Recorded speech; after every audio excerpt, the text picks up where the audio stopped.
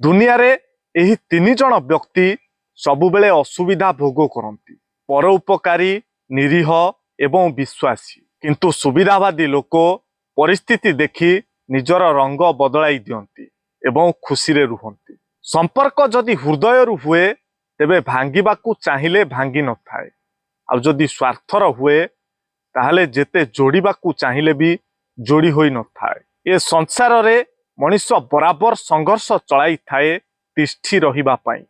केतेबेले से जीति जाए तो पुणी केतेबेले हारी जाए, किंतु मने रखंतु संघर्ष भितरे वीरत्व रही थाए, विजय भितरे नुहे। सांग माने जेमिति लुण को गोटे सुना ताटिया रे रखी चाखिले मध्य तार स्वाद बदले नाही, ठीक सेमिति स्वार्थपर लोकंकर तुमे जेते उपकार कर अबा जेते भल कर सेमानंकर स्वार्थ आउ स्वभाव केबे भी बदली न थाए। त्याग स्नेह ठारू श्रेष्ठ, चरित्र सुंदरता ठारू श्रेष्ठ, मानविकता संपत्ति ठारू श्रेष्ठ, किंतु परस्पर मध्यरे संपर्क बजाय रखिबा ठारू श्रेष्ठ आउ किछि नाही।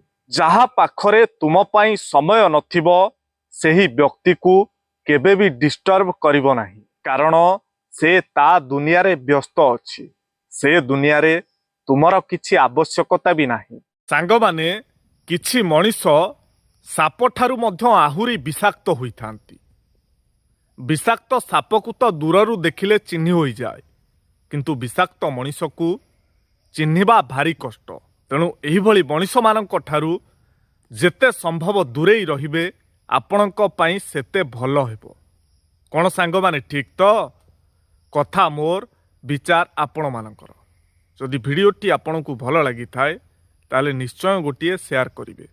आ भिडियोटी आपनकु किपरि लागिला मतामत देबाकू जमारू भूलिबे नाही।